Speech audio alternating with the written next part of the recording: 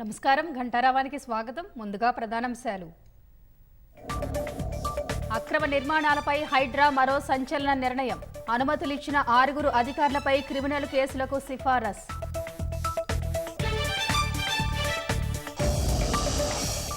హైడ్రా పేరు చెప్పి అవినీతికి పాల్పడితే కఠిన చర్యలు.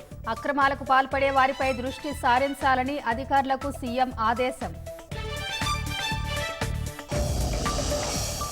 దుర్గం చెరువు పరిధిలోని ఎఫ్టీఎల్ బఫర్ జోన్ నిర్మాణాలకు నోటీసులు. తొలగింపునకు ఆదేశం. కోర్టుకెళ్తామన్న యజమానులు.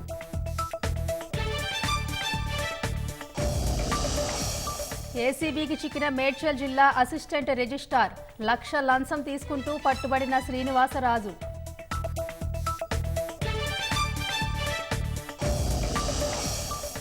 రాష్ట్ర వ్యాప్తంగా ఘనంగా జాతీయ క్రీడా దినోత్సవం. క్రీడా వర్సిటీకి స్కూళ్లను అనుసంధానం చేస్తామన్న శ్రీధర్ బాబు.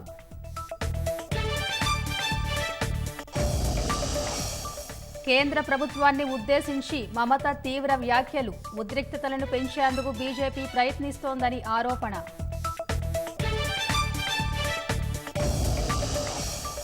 జియో యూజర్లకు శుభవార్త చెప్పిన ముఖేష్ అంబానీ. దీపావళి నుంచి ఉచిత క్లౌడ్ సేవలు ప్రారంభించనున్న రిలయన్స్.